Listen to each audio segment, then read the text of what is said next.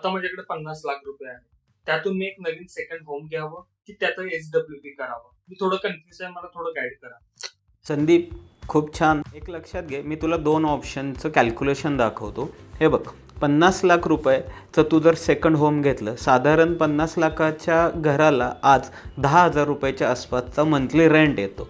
म्हणजेच वर्षाला साधारण 1,20,000 रेंट येणार आहे. जर याचा रेंटल इल्ड काढला, म्हणजेच 1,20,000 भागिले 50 लाख केले तर आपल्याला साधारण 2.4%, याचा अर्थ 2.5% आसपासचा रेंटल इल्ड येतो. बँकसुद्धा तुला 6% व्याजदर देते. सेकंड, आपण असं म्हणतो की 10 वर्षात माझ्या घराची किंमत डबलच्या आसपास जाते, म्हणजेच 50 लाखाचं घर 1 कोटीच्या आसपास जाईल. जरी हे घर 1 कोटी झालं तर याचा अर्थ रूल ऑफ 72 नुसार असा होतो की तुला फक्त 7.2% आसपासचा वार्षिक परतावा 10 वर्षात मिळाला आणि टोटल रक्कम ही 1 कोटी आणि 12 लाख म्हणजे 1,12,00,000 रुपये झाली.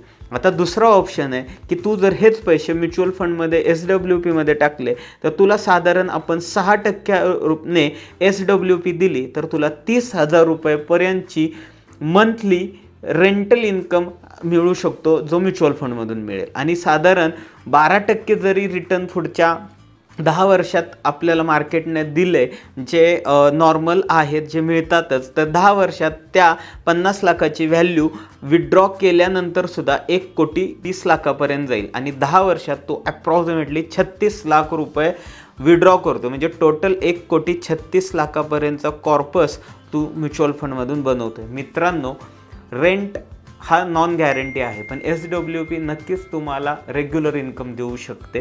तुम्हालाही असंच सेकंड होम प्लॅन करताय तर नक्कीच अल्टरनेटिव्ह ऑप्शन म्हणून तुम्ही म्युच्युअल फंडच्या SWPला नक्की प्रेफर करू शकता. डिटेल माहिती करून घ्यायची असेल तर आम्हाला संपर्क करा, आम्ही नक्कीच तुम्हाला योग्य गाईड करू.